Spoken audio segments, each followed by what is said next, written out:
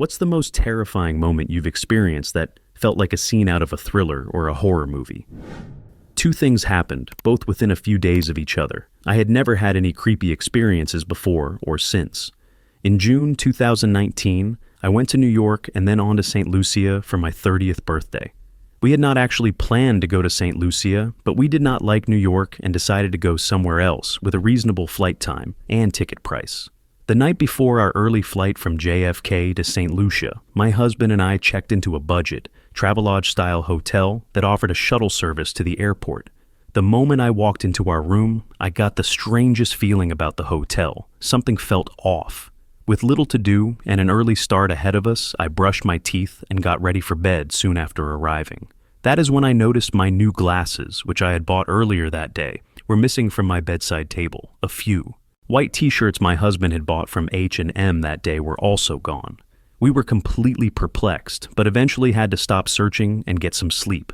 Some hours later, at about 3 a.m., I was lying on my side when what felt like someone's finger traced down my spine, making me jump. The room felt deeply sinister, as if a dark cloud hung over it. I turned to see if it was my husband, but he was on his side with his back to me, fast asleep. I was so on edge that I lay there for about 10 minutes, too scared to move. Then, out of nowhere, in the pitch-black room, my husband said, "Are you okay?" I was shocked that he even knew I was awake and asked why he had said that. He told me he had just had a strange dream in which I was running in terror, and an old woman was trying to grab me with her hands as I ran past. The following day, we arrived in St. Lucia, and everything was fine in our hilltop Airbnb for a few days. One night, though, I decided to read my book in one of the bedrooms, the one with the large, beautiful four-poster bed. Within minutes, and completely out of nowhere, I became overwhelmingly drowsy, and I do not remember much after that. I woke up sometime later to my husband standing by the bed, looking confused. There had been a 3-hour electricity blackout on that side of the island. He had walked into the room, using his phone as a light to check on me, because he expected me to shout for him and be frightened. Instead, he found me fast asleep on the bed with the lamp beside me still switched on. He tried the other lights in the room, but nothing worked. Nowhere else in the house had power. He kept checking on me, but I was completely out of it. The moment the electricity came back on, I woke up instantly, as if someone had pressed an on button. It felt as though I had been knocked unconscious from the second the blackout began until moments after it ended. Funnily enough, St. Lucia itself felt very dark to me, despite being such a popular island for honeymoons and weddings. 2 months later, my neighbor's husband died, on the island in a freak accident as well. As for the electricity incident, my husband describes it as a positive experience, as if I was being protected, which is a comforting interpretation. I am not entirely sure how I feel about it, though. Story 2. I was about 20 at the time and was back home from college on a visit. My friend Ian and I were having a few drinks and entertaining 2 girls we knew from high school. As 2 romantic hopefuls not quite old enough to go to the bar, we opted to go drink at a secluded beach we knew of. To get to Sade Beach required walking through a thick forested area, and despite it being dark, everyone seemed fine with the idea. We headed on over and began our trek, something we had done without incident several times. However, this time we immediately realized something was off. There were no frogs or bugs. The forest was silent. Absolutely nothing but a calm stillness. Ian and I quietly mentioned to each other that this usually meant a predator was around, but we had had a few at this point and decided we were probably the scariest thing out there. We continued down the path quietly, but on a slightly heightened alert. Then we noticed the smell. The forest smelled off, almost like a mixture of dirty clothes and bad breath. Again, we were concerned, but at this point we were almost there, so there was no sense in turning back. The last part of the path cut through a marsh lowland that connected the barrier island to the mainland. It is admittedly creepy as hell, with old winding trees covering the path. What little light we had from the moon was now being blotted out by a twisted latticework of branches. We began to traverse this path, and were about midway through when I heard it. A pronounced mechanical click, like a Snapple bottle cap being popped. Ian and I froze, and before we could localize where the noise came from, we heard it again from a different direction. There was a brief pause, and then the forest simply stood up. A dozen figures, vaguely silhouetted by moonlight, stood and began to move towards us from all directions. Without hesitation, Ian took off in a full sprint. I went to follow, but pulled back after deciding I could not leave the girls alone to be murdered. As they realized what was happening, they began to scream, the kind of scream you only let out when you are absolutely sure you are screwed. As I grabbed them to get them positioned to run, I turned and the path was now blocked by obscured figures. It was game over, no way out, hopelessly outnumbered by figures that did not even appear to be human. I kept the girls behind me and got ready to make my last stand. I was terrified, but the adrenaline rush kept me calm. The figure closest to us ceased its advance. An arm reached up from its center mass and pulled off a helmet that had foliage strapped to it, revealing a man's painted face. He began to speak as I stood before him in utter disbelief. He identified himself as an officer of the Marine Corps and explained they sometimes run war games on this stretch of land, which I learned is public access but owned by the Navy. They were unsure if we were part of the exercise or not, hence why they advanced. He began to apologize profusely, but I was so relieved to be alive at this point, I could not have cared less. As they escorted us back, all the weirdness of the woods began to make sense. The silence, the smell, those clicks, all a result of a platoon of leathernecks creeping in the shadows. On our path back, several other smaller groups that had stayed in cover made themselves known, including a pair that had stopped Ian's dumb A from running all the way back to Baltimore. Needless to say, the trip back home was awkward, and the girls were quite unhappy with Ian's reaction, and us, with the help of the Marine Corps, accidentally traumatizing them. Up until that officer removed his helmet, I truly believed we were in the midst of a horror movie. Story 3.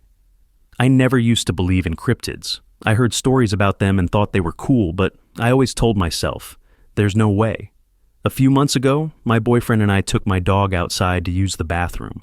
It was probably around 2 or 3 in the morning, and we were both having trouble sleeping, so we decided to smoke on my back porch. After being outside for about 5 or 10 minutes, out of nowhere, it got super cold. All of the crickets stopped chirping, and the early morning birds followed suit. The only noise was the wind blowing in the trees. Suddenly there came what can only be described as a barking noise about 60 feet from my house. It was quiet at first, but it didn't take long before we could both hear it without straining our ears. It got louder, but I couldn't see the source of the noise because of obstacles blocking my view in that direction. It just kept repeating the same sound over and over, like a recording, about every 15 seconds. It sounded the same every time, and that's what made my hair stand on end. My neighbors have dogs, but they are all Chihuahuas and Yorkies. Even if they were big dogs, I don't think this was a big dog. I don't know what it was, but it sounded fake. I don't know, it's hard to explain. You just had to be there. My boyfriend and I got too creeped out and put out what we were smoking, called in my dog, and went to bed. The same thing happened the next night. We couldn't sleep again, so we took my dog out around the same time as the night before. The noise started up almost immediately. It was faster this time, and somewhat louder, but it stayed the same the entire time we were out. Maybe we were feeling brave, or maybe we were stupid, not mutually exclusive, but we stayed out longer. Nothing happened, which I am grateful for. After a little while, though, the noise stopped. My boyfriend and I wondered what it could have been, but there were no theories other than something scary. We went 2 nights without the noise, to our relief, but on the 3rd it came back. For whatever reason, with a vengeance. My boyfriend was just standing on my porch whistling a tune when it started again. It was louder than ever. Before, there had been 10 to 15 second intervals between the barks, but now there were none. It was just barking constantly. It was still the same old recording, just louder and more aggressive. We went inside immediately. Skipping forward, it has been about a month since I last heard the noise. Before then, it decreased in frequency, going from happening every night to roughly 4 nights a week, then 2 nights a week, and then gone. My boyfriend and I were so invested in this that we acted like a couple of little idiots and investigated where the noise was coming from, but only in the daytime, of course. There was nothing there, no nest or anything, just dirt like everything else. I never found out what it was, and though I am very curious, a large part of me also does not really want to know out of fear. Story 4. I have been a cop for 12 years, and this happened around year 2 or 3. We got a call for a lost child who could not be found at a local Halloween festival at a church. My partner and I decided to check the surrounding neighborhood, since there were already enough officers searching the festival grounds. It was the beginning of graveyard shift, around 9:30 to 10 o'clock at night. As we were checking the neighborhood, a small, dilapidated house with a blanket for a front door caught my attention. I noticed an eerie orange glow coming from inside. When I say house, it looked more like a small shack than a real house. My partner and I decided to check inside to make sure the girl had not wandered in. We announced our presence and got no answer. Since there was no front door and the objective was the safety of the child, we entered the shack. Right away, it was clear the place had no electricity. That eerie glow came from dozens of glass religious candles, lighting every room and hallway. As we walked from room to room, looking for anyone or the child, we kept hearing a constant crunching under our feet. The whole time we were there, it felt like we had stepped into another world. The evil, surreal feeling was palpable and stomach-turning. We both felt like we did not belong there. After finding nothing but empty rooms full of candles, I pointed my flashlight at the floor. We realized the crunching was coming from thousands of cockroaches squirming all over the ground. The floor looked like it was moving, alive with insects. My partner and I looked at each other and decided to get out of there. We kept searching the neighborhood until officers at the festival radioed that the girl had been found. Later that night, after my shift ended, I kept replaying the whole thing in my head. Something about that place felt wrong. The amount of roaches was like something out of a horror movie, and the whole scene felt surreal. The next day I went back to the neighborhood in daylight, but could not find the shack anywhere, as if it never existed. I asked my partner if he felt the same way, and he told me he had also gone back and could not find it. He said it had kept him up all night. To this day, that is the closest thing to the paranormal or high strangeness I have experienced in my career, and it still bothers me. Story 5. This past September, my family and I went on vacation to a small island in North Carolina. We had visited and stayed on this island many times throughout my childhood and teen years, so I was very familiar with it and was excited to be back after not having been there for over a decade. One night, my family and I were hanging out on the back porch having some drinks and talking late into the night. Just as everyone was cleaning up and getting ready to head to bed, I happened to walk outside and noticed how incredible the stars were. I live in the suburbs outside of a big city, so I can see about 20 stars on a good night, but the entire sky here was filled with them. I called to my sister, and we both stood in awe as everyone else went to bed. That was when we decided we wanted to hop on our bikes and go for a late-night ride. I am 28 and my sister is 36, but something about sneaking out of the house without telling anyone made us both feel like teenagers again. We rode off down the island laughing and looking up at the stars, before deciding to stop at the opposite end of the island and just enjoy the view and talk for a while. It was empty and quiet on the island as it was almost 4 a.m. We had not seen another person the entire time. We finally decided to start biking back, and we were not really talking much anymore as we focused on heading home. We started rounding a bend and getting closer to our house when I saw up ahead, under the only streetlight on the road, a man standing by himself on the side of the street. Before I could even process what I was seeing, he started walking toward the middle of the road and stopped dead center, staring at us as we approached. My sister was a little bit ahead of me, so I tried to warn her without being too loud, but she just responded, "Huh? I do not see anyone." I was watching her, and I biked closer and felt my heart racing, so I repeated myself again, but she still did not process that I was scared, so I yelled at her, and she finally stopped. We were about 20 feet away from the guy, and I was telling my sister that I was freaked out by this man in the middle of the street up ahead and did not know what to do, and that was when I saw him slowly walk back toward the edge of the street and disappear out of view. In a panic, I made the quick decision to just pedal for my life past where he had been and get home. However, as I went past the spot in the road where he was, I looked over and did not see anyone at all. I still have no idea where he could have gone. We made it home safe, and it has been a funny story to tell people, but I still have no clue what that man was doing, or what his intentions were on that empty island at 4 a.m. Story 6. My wife and I had checked into a hotel room and had gone to bed. My wife was asleep. I was just starting to drift off to sleep, when I heard a soft voice in the dark room, just above a whisper, say, "I think they're asleep now."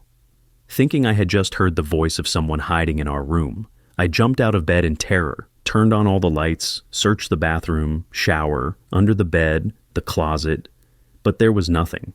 My wife and I were the only two people in the room. Now, some people might have believed the room was haunted, but what I experienced was a hypnagogic hallucination, though for a few minutes there, I was quite terrified. Story 7. I was falling asleep staring at the ceiling. We had a few night lights in the room, so we didn't die when we got up to pee during the night. The nightlight was casting a weird shadow on the ceiling that looked oddly like the profile of a face, and the more my brain and eyes focused on it, the more detailed and menacing it began to look. I was completely fixated on this face, and then suddenly it turned to look at me. I screamed and thrashed around in my blankets, waking my highly irritated partner, who was yelling, "What? What?" at this point.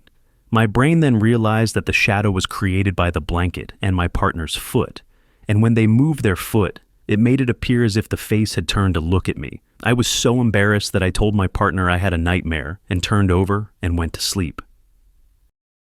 Story 8. Years ago, I was living in my first solo apartment. No roommate, just me. I was excited for Christmas that year and decorated. My apartment really cute. I had a nativity set that my mom had designed and made for me, and I loved it. I set it up on the floor in front of my tree. At the last minute, I was able to fly home for the holiday and spend it with my parents in a different state. A few days after I returned, I had a knock at my front door. I opened it to find a man and his wife, who appeared to be in their mid-50s, and they seemed very surprised to see me. They asked if Larry was there. I told them I did not know anyone named Larry. They insisted he was their son and that he lived in this apartment. I assured them that this was my place and that no one named Larry lived there. They said they had spent Christmas Day with Larry in this apartment, then pointed to where my tree had been and asked what I had done with the beautiful custom-made nativity that had been there. They loved it, and Larry had told his mother she could have it. I had several odd things happen in that apartment, but I was young and did not have good sense, so I did not move for 3 years. Story 9. Compared to a lot of these, this will sound really tame. I was driving home very late at night down a narrow country lane. It was a typical UK winter night, so really dark, rainy, and windy.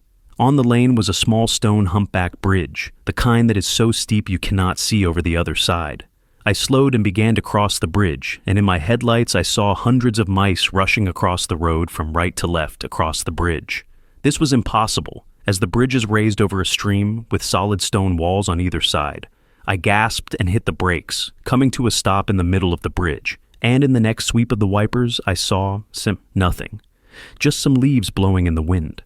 I know it sounds really mild, but I have remembered this vividly for over 10 years now, and I was so freaked out at the time. Story 10. I woke up from a coma in hospital. I was completely paralyzed, and my vocal cords were damaged, so I could not speak at all. I was in intense pain. I was put on ketamine, but no one told me, so I could not understand why I was hallucinating. I saw truly terrifying things. I believed I was strapped to the bed in some kind of illegal experimentation center. The nurses were covered in blood, and the doctors wore masks and screamed at the top of their voices. I cried constantly, and the nurses tried to figure out why. I was desperately trying to ask them not to hurt me, but I had no voice. This went on for a week until I was taken off the ketamine. It has been 12 years, and I still have nightmares. I will never touch a hallucinogenic drug again, as I have been told you can get flashbacks to past experiences. I will never go back there. Every time I get ill, I am terrified of falling into another coma and refuse to call an ambulance, even in the most dire situations. I genuinely thought I was in a horror film. It was utterly terrifying. Story 11. I was driving from the local airport. My wife is a pilot one evening with my future wife. It was about 9 p.m. The road took us by a pull-off where some county dumpsters were on one side of the road. As we drove by, a blacked-out car that had been parked spun out on the gravel and got right behind me doing the speed limit. I mean, he was so close in the rear view, I could only see the tint on his windshield, not even his car's hood. It was not a police car. It was an early 2000 Chevy. He was following us. I took some random turns using my blinker, thinking at first he was just going the same way as me, and wanted me to hurry up on the one-lane road with a double yellow. But after about 3 random turns that kept us in the same area, I realized it was not random. I told my wife to hold on to something and aggressively turned down a side road with my blinker indicating another way. I sped 90 down a road with a much lower speed than that, took a few extra turns, and ended up parking in the airport parking lot. I turned off my lights, and we waited. The same car came barreling down the road I was just on. We watched him go around a bend out of sight, and then took off hauling in the opposite direction with my lights off, using the moonlight to see. Once I got close to a main road, I flicked the lights on and drove under the speed limit the rest of the way home. It freaked us both out so much. We almost called the cops and parked at the police station so they could pull him over instantly. No idea what they were doing, but we did not play games with that crap. Story 12. I was babysitting and the kids were asleep upstairs. The only lights on in the house were 3 table lamps in the living room where I was doing homework. The phone rang. This was the 80s, so I answered the landline. I heard a dial tone, but the phone kept ringing after I answered it. I fiddled with the phone, and it eventually stopped ringing but still had the dial tone. This happened. Twice. I kept doing homework. All at once, all 3 table lamps turned off. They would not turn back on. There was no overhead light in that room. Now the house was completely dark. Then a huge noise came from the far side of the house. It sounded like the furnace was dying, or they had a captive wild animal. I bounded up the stairs and turned on the hallway light. I sat in the hallway outside the kids' bedrooms until the parents came home. I was too scared to go into the kitchen and use the one phone to call someone. The parents explained everything when they returned.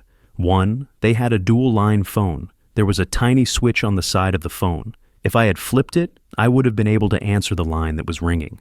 2, all the table lamps in the living room were on timers, so they would get turned off in the evening to save electricity. 3, the noise was their hot water radiator heating system. Apparently the pipes make that sound when the system turns itself on. I suggested they tell future babysitters about these things. Story 13. When I was an 11 to 12-year-old girl, I was competing in a pony club show and had forgotten a piece of riding equipment in my instructor's truck. She held my pony and I ran back to her truck, down a small dirt road to the parking area. The parking lot was almost vacant because all the people and ponies were near the riding ring, except for one random guy who was just hanging out there by his car. He asked me if I had my driver's license, to which I responded that I did not because I was a kid. He then told me his car was stuck in the mud and asked if I would get in it to drive while he pushed. I declined and started walking back toward the riding ring. He drove away in his car with no issues. Story 14. When I was living in my parents' house, my bedroom had this closet that sat directly opposite my bed. For whatever reason I cannot remember, the door could not close. That closet had always given me bad vibes, and I almost never slept. But the worst was one night when I was home alone. I was lying in bed trying to sleep when suddenly it got eerily quiet. I was home alone, but I could typically hear nighttime sounds coming from outside. As I lay there trying to rationalize it, I started to hear some whispering. At first I could not make it out, but then I recognized it as my name. Obviously freaked out, I was nearly paralyzed with fear. I sat there for what felt like forever, when I felt what seemed like a thin finger slowly tracing down my foot from toes to heel. The rest of that night is honestly a blur, but I remember having this super strong urge to look into the closet. I am happy I never did. Story 15. So, I was dating a girl in my early 20s. We went on a road trip to California when she started displaying symptoms of schizophrenia. She would be completely normal all day, and then suddenly just shift in vibe. One night, I was with her, and we were staying alone in a little building on a farm while doing a work trade. She was having a normal conversation with me when all of a sudden, she froze and stared past me with a terrified look on her face. "It's right behind you." "Yeah, screw that." I was so scared. I looked behind me, found nothing, and asked her what she saw. She did not explain, then started saying bad things about herself and spiraling more and more negatively with her thoughts. Then her pupils widened in an instant, like she had just gotten eye drops. I noticed she went to grab a knife off the side table. I quickly grabbed her wrist, the hand with the knife, and wrestled her down to the ground.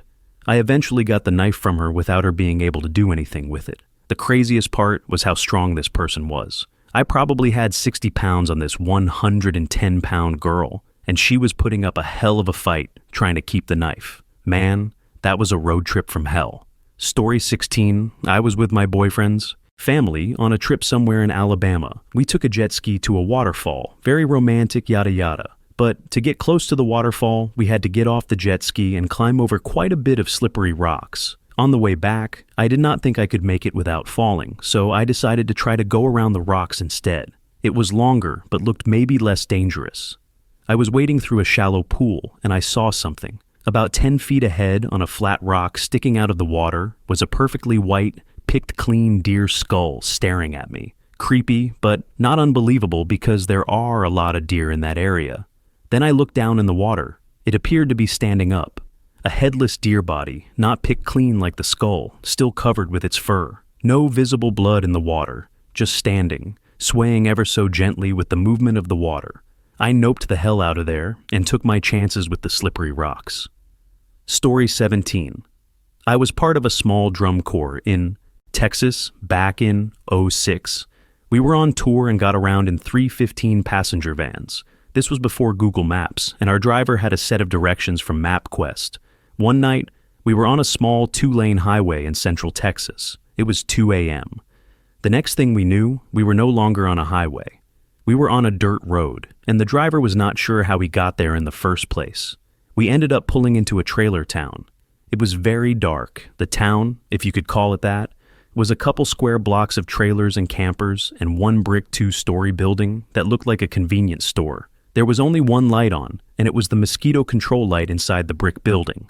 We started noticing eyes looking at us in every direction, glowing red and orange, hundreds of pairs of eyes. We were genuinely freaked out. The driver popped on the high beams, and we realized the entire town was covered in live deer. I mean hundreds of deer. They were on top of cars, on top of campers, in yards, on the side streets, and lining the side of the dirt road we were on. Not a single one moved, not an ear wiggle, not a ground scratch, nothing. They just stared at us. The only time they moved was to turn their heads to keep looking at our vans as we slowly, very slowly drove past. There were no people, no other lights aside from that mosquito trap and our headlights. Despite deer being on top of trailers and in truck beds and on top of sedans, not a single person was awake in this trailer park. I still think about that night. I thought I dreamed it, but friends from back then remember it. We used to joke that the deer were actually the residents of the town, and at night they transform into ungulates. It was just uncanny, unreal. I have never seen anything close to that again. We drove through just fine and ended up back in civilization, but we could never explain what we saw or why there were so many freaking live deer in that trailer park. Story 18. When I was in college, I went on a biology trip to Zambia. Toward the end of the trip, we stayed in a nice resort-like area as a treat, since we had been in tents the entire time up to that, so cabins were a real treat. Anyway, there was one cabin that had electricity, so we all had to plug anything that needed charging in there and leave it. A friend of mine and I were in the same cabin, and later at night our phones were dying, so we went to the cabin to plug them in. There was an armed guard, I am talking an army man, with an AK-47 standing by the entrance. We assumed he was there to prevent things from being stolen, but later learned there was probably another reason. I had this feeling like we were being watched, super strong and super creepy. It was mostly dark, and I kept shining my flashlight in the bush to see if anything was there, and I never saw anything. I figured I was just paranoid. We ran back to our cabin. We were so freaked out and fell asleep for the night. The next morning, we were all at breakfast and everyone was asking if we heard the lion pride that came through camp. I was devastated that I did not, because lions were one of the main wildlife I wanted to see. My friend and I said that we must have slept through it and asked when they came through. This is where it gets scary. The pride came through our camp mere minutes after we went to plug in our phones, and they walked directly behind our cabin. We went to look at the prints, and sure enough, we could have reached out and pet them. That is when I looked at my friend and reminded her of my feeling of being watched. We have no proof, but to this day we are pretty sure at least one of those lions was watching us that night. That was also when I realized the AK was not just for burglars. It still gives me chills to this day, almost 10 years later. Story 19. I was at a friend's house to watch The Ring for the first time. We were 14-year-old girls, alone in her bedroom, with all the curtains shut and the lights off for the atmosphere. We were about halfway through the movie when they replayed the video from start to end. As soon as the video ended in the movie, my friend's house phone rang. We just looked at each other, mildly terrified, like, what the hell? We paused the movie, and my friend answered the phone, but there was nothing but white noise on the other end. She hung up, and we were freaking out a little at this point, but reassured ourselves that it was all fine and pressed OK on the movie again. As soon as we pressed OK, the phone rang again. My friend answered it, and again it was a lot of white noise, but this time we heard a very faint, hoarse, and broken up, I'm coming, I'm coming now." Well, now we were absolutely frigging terrified, thinking that the ring was actually coming to get us. Just as we were trying to reassure each other, her front door, which had been locked, slammed open. We peered around the corner and down the stairs, but there was nobody there. We crept down and closed the door, then went into her living room to see if someone had come in the house. The door slammed open again, and no one was there. At this point, we were just staring at the entrance to the living room, waiting for an axe murderer or creepy well girl to come kill us. That's when my friend's dad walked in with arms full of shopping, going, "Come on, I rang and told you I was coming with shopping so you could help me unload the car. What's wrong? You look really pale." Turns out his phone signal had been absolutely awful, and it was just a coincidence when he called. Then he got home, flung open the front door, and immediately gone round the corner to the car, the driveway being on the side of the house so we couldn't see it. When he saw us close the door, he rolled his eyes and flung it open again. Now it's a fun anecdote for us to laugh at, but at the time, we genuinely thought a girl was going to crawl out of the TV. Story 20. Driving to Kansas to see my then girlfriend's father, it was storming badly, and our route ahead was blocked by a major flood.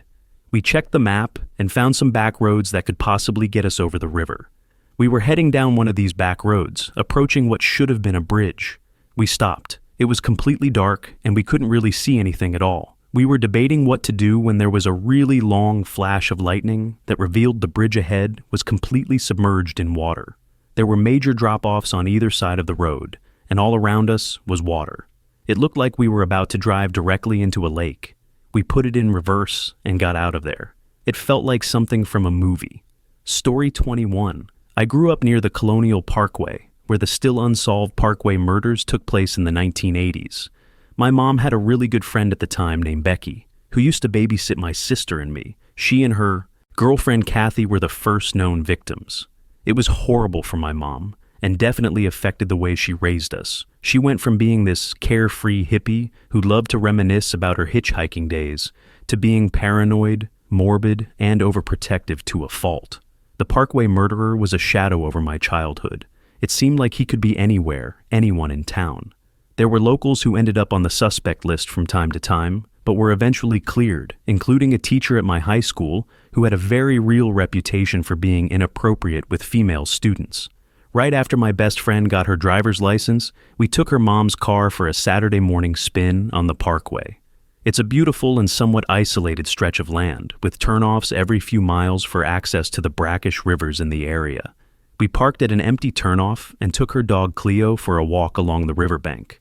We had been strolling for about 15 minutes or so when we came across an unassuming-looking middle-aged guy gazing out at the water. Cleo was an absolute dingbat of a lab mutt. Her family used to joke that she would welcome a burglar with open paws. But when she saw this man, she lost her crap and began growling and snapping. We apologized and were going to continue on our way, but felt uneasy and, without discussing it, just turned back for the parking lot. We didn't see him the whole walk, even though we kept looking behind us, but Cleo's hackles were raised and she wouldn't stop growling.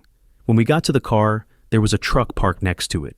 The same man was in the driver's seat, just sitting there. Cleo gave him a piece of her mind while we hightailed it out of there. We both still wonder if her dumb A-dog saved us from a serial killer. We also regret not taking a plate number and reporting it. We never told my mom. She would not have been impressed. Story 22. I was about 12 or 13 years old. One evening I was walking to my psychiatrist for my weekly appointment. It was a half-hour walk and after dark. I enjoyed walking, especially after dark when things were quiet, peaceful, and slow, and there was no one else around. I did not live in a dangerous neighborhood, nor did my walk take me through any dangerous areas. As I was about halfway to my destination, a car, a Cadillac, came driving down the street. Some people, both male and female, in the car were sticking themselves halfway out the windows and taunting and jeering at me as they drove by. It was a bunch of people in their late teens or early 20s, and the driver alone had to be at least 18 years old. I ignored them and kept on walking. About a minute or two later, the same car came down the street again, and those people were jeering at me again. I did not know who they were. Maybe they lived in the neighborhood. I still ignored them and kept walking. Another minute or so went by, and again they came driving down the street, taunting and jeering me. Now I was worried. They were circling the block over and over, deliberately focusing on me. As soon as they reached the corner and made their turn and were out of sight, I ducked behind some bushes in someone's front yard and waited. The car came down the street again. This time, not seeing me walking, they were not jeering. They passed right by me in my hiding place and turned the corner. I thought they believed I had finally reached my destination, one of the houses on the block, and gone inside, and that as a result, they had driven away. I was wrong. Stupidly, I left my hiding place and went back to walking toward my psychiatrist. I should have stayed there behind those bushes much longer because I heard the car approaching. They spotted me and started taunting me again, then turned the corner. This time, I ran toward my destination, but I knew I would not get far before the car and those kids caught up with me again. So I decided to hide again behind the bushes in front of an apartment building, this time resolving to stay there for good, until the jerks in the car gave up searching for me. I had not been hiding there long, maybe about 30 seconds, when the guy whose apartment it was came out, asking what I was doing hiding in his bushes. At first he probably thought I was a burglar, or someone using his bushes as a toilet. Whatever he thought, I explained that I was walking to my psychiatrist and was being followed and harassed by a bunch of kids in a car, which was why I was hiding. The guy could instantly tell from the tone of my voice and my facial expression that I was telling the truth. He could see how scared I was. Just then, the car came down the street and pulled right up to the curb directly in front of us. They looked at me and the guy I was with. He was not a mean-looking guy, in his late 30s to early 40s, but tough and serious-looking enough. He was not wearing a shirt, just a sleeveless undershirt, which showed that his upper body was well-toned, slightly muscular, and had no fat. I looked at the car and realized it did not seem so full now. It was missing a few people. The guy I was with just gave them a hard stare. He asked me, "You know them?" I replied that no, I did not know them at all and had no idea who they were. Just then, as the car was sitting there, about 3 of them approached on foot from the other direction. The car had been traveling from east to west, and those 3 were walking from west to east. That was why the car had seemed less full. They were trying to escalate the situation. They were not satisfied with just driving by and taunting me, so they changed tactics. A few of them had gotten out of the car up ahead and started walking toward me, while the ones still in the car took another turn around the block. Their plan was to trap me between themselves and the car, maybe grab me and drag me into it for whatever reason, probably just for kicks. But when they saw my tough-looking guardian angel with me, the kids walking toward us turned back, got into the car, and it took off. The guy offered to stay with me a little longer, or, if I wanted, to duck into his apartment until I was sure it was safe to continue. I had a feeling that was the last I would see of those guys in their car, and I did not want to be late for my appointment, so I thanked him, but declined and headed on my way. He went back into his apartment and closed the door. I looked at the closed door and hoped I had not made a mistake by turning down his offer of better safety, because I was still scared. Thankfully, I was right about not seeing the car again. The rest of my walk was uneventful. I reached my psychiatrist's office and told my therapist what had happened. He insisted on calling the police, and they came and took a report. That was the last I heard of it. On my way back home, I usually took the same route, but that evening I changed it, using different side streets. I never saw that car or those jerks again. Story 23. I was at a big state fair with my 1- and 3-year-old. My 3-year-old handed me her water to put in the stroller. I took about 3 steps and turned around, and she was gone. After about 15 to 20 seconds, I went fully frantic. We were in a large tented area, and I was screaming her name, running around like a lunatic. My parents were helping look for her too. I decided to check the far corner of the area, and there she was, walking away with a dirty older woman. I ran up to them and firmly grabbed my daughter from her. She said, "What's wrong? We were walking to security." It still haunts me. She was gone for 60 seconds at most. I do not know how long she was with that woman, but it could not have been more than 30 seconds, and she was already walking away. I think about it almost daily. Story 24. I had a stalker when I was a teenager. Not as creepy as some of the stories I have read here. Already, one of the creepier incidents happened when I was up late, around 2 in the morning, on my computer. I did not have the blinds all the way shut, but there were bushes in front of the window. The doorbell rang, and my parents did not wake up. To wake them, I had to walk past the front door and the windows and go up the stairs, which I remember being especially creepy. They just told me to go to bed, so I did. The next morning, my dad found a pile of cigarette butts in the bushes outside the window where I had been sitting. There were also things like tapping on the windows and seeing someone running through the woods in the backyard. But everything stopped when I moved to college. Story 25. I was about 11 at the time. My bedroom was right next to the bathroom. Old house, thin walls. I woke up during the night. Nothing unusual. Rolled over to go back to sleep. That's when I heard it. It was a kind of soft scratching noise. I lay there for a minute, kind of awake, half, asleep, so I wasn't sure I'd actually heard anything. Then I heard it again, soft, but definitely there, scratching. This time I sat up in the bed, sure I'd heard a sound that was coming from inside the house. It felt like forever, sitting upright in the bed, frozen, trying not to breathe too loud. Scratch, scratch, scratch. By now I could tell it was coming from the bathroom. I'm not sure what possessed me, but instead of getting the F out and going to my mom's room, I got my t-ball bat from under the bed and decided I needed to go confront whatever demon was in my bathroom. As I crept toward the open bathroom door, I could hear the scratching. It was louder now, more aggressive. I stood in the doorway and flicked the light switch on. I stood there, staring into the empty bathroom as my eyes adjusted to the light. I couldn't see anything. The room was empty. That's when the closed shower curtain started to move, along with more aggressive scratching. I stood, there in disbelief. Was this really happening? Is this how I die? Armed with my bat, I crept forward toward the shower. I remember my heart thumping so hard, petrified, as I crept closer. The shower curtain started moving again. Scratch, scratch. I held up my bat with one hand, ready to swing, pulled back the curtain in a swift move to find my cat in the bathtub. She had taken a dump in the plug hole and was digging at the curtain to cover it up. Story 26. When I was a teenager and my folks were out for the night, I went into the kitchen around 10 in the evening just to get myself a drink of water. Suddenly, I got a very nasty chill down my spine that almost made me curl backward. Then came the noise from outside. It sounded like a cat screeching from the bushes, or even the squealing of tall trees brushing against each other in a forest during a strong wind. But it just didn't seem right, as though it were a good distance away at the same time. Keep in mind, the house I was staying in had trees that stood just over a one-floor house only about 30 feet away, but this seemed to come from about a mile off. It turns out that while I could hear it, my sisters couldn't. But my cousins heard it as well, despite the fact that they were all about a good 5 miles away in a different village. The next morning, my mom got a call from her sister about it, when both of them were interrupted by another sibling of theirs. It turned out that a great aunt of mine had a heart attack and passed away in her sleep. That is what convinced me that I heard a banshee that night. Story 27. For reference, I'm a 25-year-old woman and English.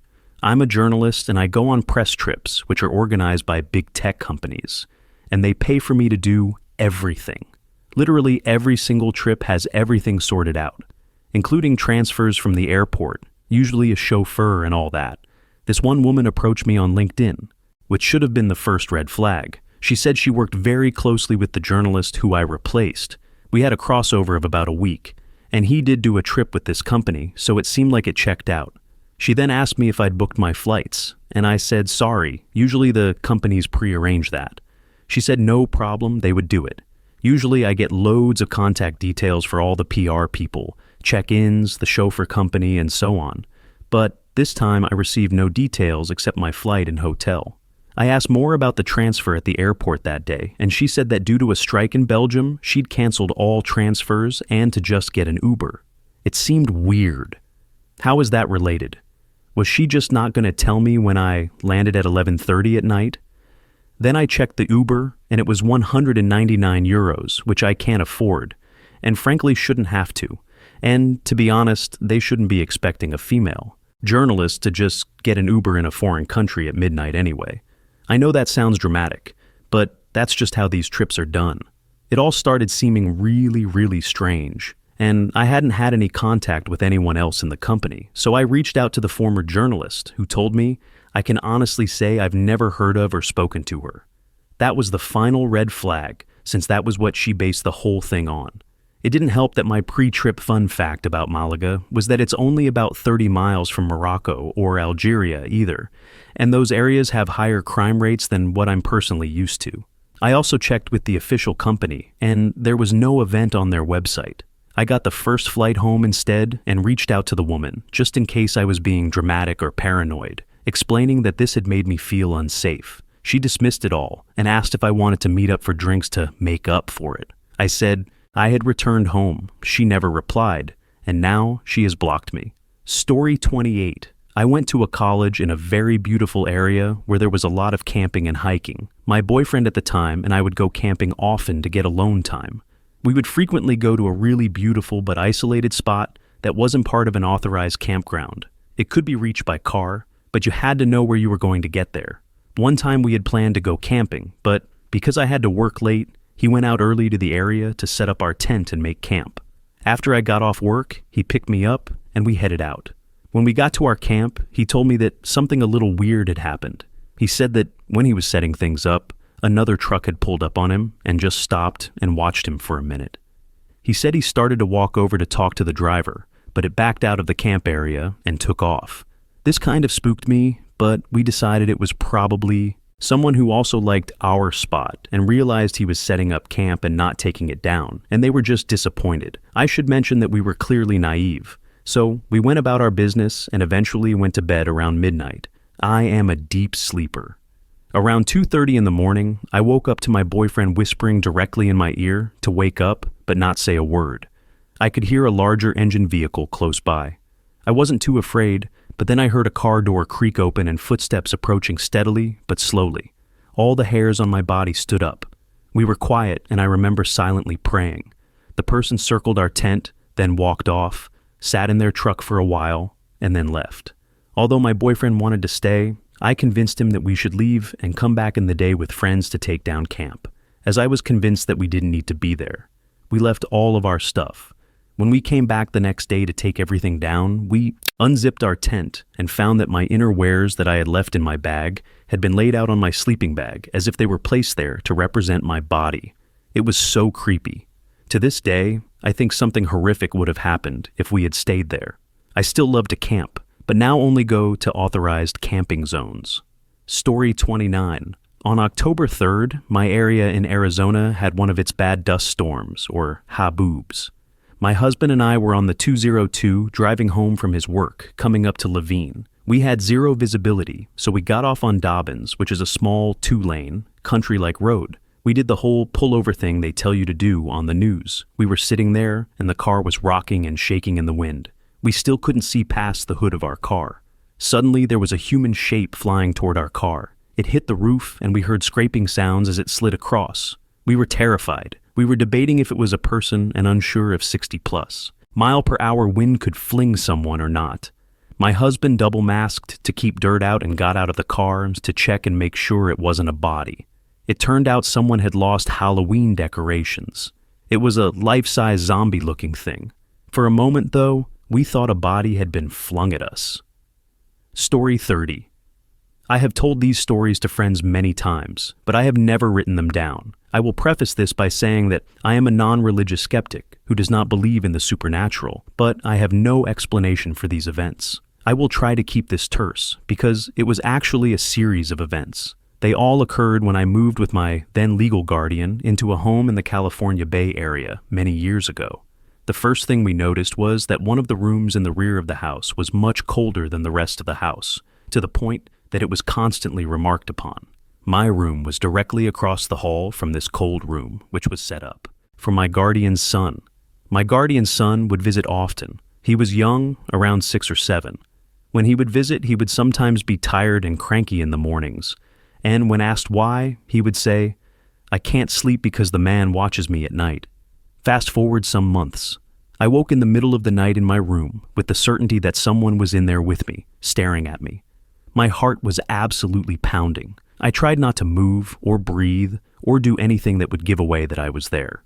Eventually the feeling passed and I was able to sleep.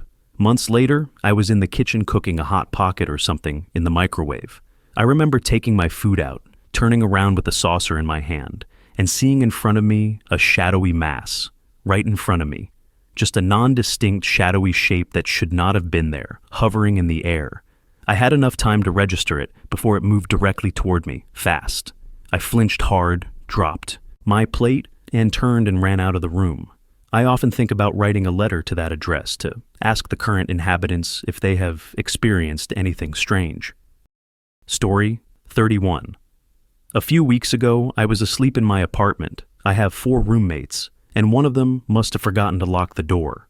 I woke up at 4 a.m. for no clear reason and saw an absolutely massive 6'3" figure standing in my doorway, messing with the mic on my mic stand. I processed it quickly and realized it was not one of my roommates. Fight or flight kicked in because I was cornered in my room. I am a 19-year-old guy, fairly tall but not huge. I stood up, we locked eyes, and I just ran at him, yelling for him to get out of my house. I did not even think about it. My body just moved. He ran out, I locked the door behind him, called the cops to file a report, and then went back to bed because I had an 8 a.m. class. Shout out to my roommates for being high as hell and leaving the door unlocked. I am grateful it was not worse, but that was one of those we almost died situations. Like, great. Of course, I am the 1% this happens to. Story 32, I checked into my hotel room for a work trip, ordered room service, ate, watched a little TV, turned out the light pretty early because I had a big presentation in the morning, went to sleep immediately. I generally sleep quite soundly, and my family jokes that I'd sleep through a tornado. I'm often asked, what about that storm last night? What storm? I slept through it. At some point I woke up, thinking I heard the door open and shut, and there's light briefly in the room. I turn over, still mostly asleep, thinking it's the door across the hall or next door, and maybe headlights coming in through the window. But then I hear rustling in the room, and the other bed creaking a little bit. I sit bolt upright and switch on the light. There's a guy sitting on the edge of the other bed, slipping off his shoes. Somehow, the front desk checked him into my same room and activated his card key. Never been so freaked out in my life, but he was just as scared as I was. I always wonder what would have happened if I hadn't woken up, and in the morning had a strange guy asleep in the next bed. Story 33. Senior year in high school, one guy I knew decided we needed to head into NYC to find fake IDs. Most of the group were lifelong suburban kids, but I grew up in the city, so had a little more street smarts than the rest. So we're walking around, one kid in charge, apparently thinking he's going to find a magical fake ID store somewhere. At some point, some guy starts talking to him, and he says, "This guy knows where we can get them. Let's go." I knew this was a horrible idea, but followed the group. I start noticing more guys coming out of nowhere, basically surrounding us. My friends were oblivious to this, but I knew this was a bad situation. At this point, a real jumpy guy slides up next to me and says, "Yo, they said you need ID." At this point, I wanted out and just said, "Nah, man, I'm good. I'm just along for the ride." That pissed him off. He grabbed my arm, lifted his shirt to show me a huge knife shoved in his waistband, and said, "Give me $1 for wasting my time, or I'll gut you like a fish." I'm like, okay, fair deal. I handed him $1 and he walked away. At that point, we were walking past a subway stop and I yelled, "Subway, now!" and ran down the stairs. Eventually, everyone followed. We got on the train and proceeded to argue for 20 minutes about whether we were all going to get led to some basement to get mugged and killed, or if we were actually going to get fake IDs. Story 34. One year in the ocean at a beach trip with my family, I had watched an episode of Shark Week the night before I entered the water.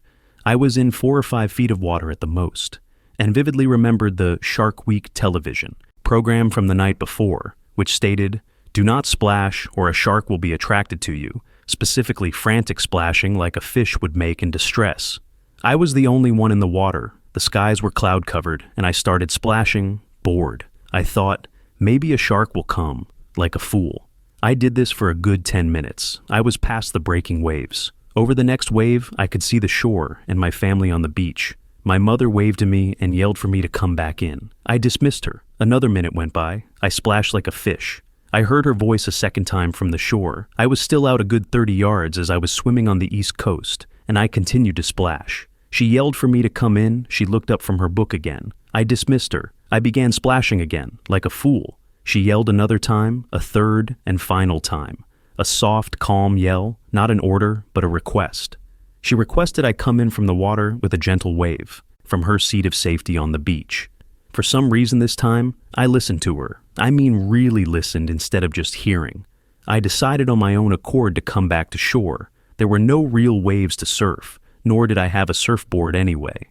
I began to swim back to shore, My feet already touched the sandy bottom, so only the pull of the riptide worked against me as I made my way into shallow water. After a 10-minute walk and a swim back to shore, I walked out of the water with one last splash. Tired, I made my way to her chair, where my mom was reading a book. I said, "Why did you call me in?" She looked up from reading her book for a moment. "I didn't," she said with a curious look. I sort of smiled, confused. I was so sure she did. I shrugged her off and looked back to the ocean. I was ready to go back in and continue my swim. I froze when my eyes met the ocean. In the exact spot I was splashing and swimming, past the breaking waves, were 3 large sharks, thrashing about. From the dorsal fin to the tail fin, the biggest shark had to have been 8 feet long, the other 2 at least 6 feet long. I was horrified. If I was still in the water, I would have been torn to pieces by the 3 sharks. I pointed, and my mom and the rest of the family saw the sharks. No one else went into the water again that day. I sometimes wonder if the 8-foot shark was really 10 feet long. It is hard to tell from the beach. Thank you for watching. If you enjoyed this video, be sure to give it a thumbs up, subscribe, and hit the bell icon so you never miss an update.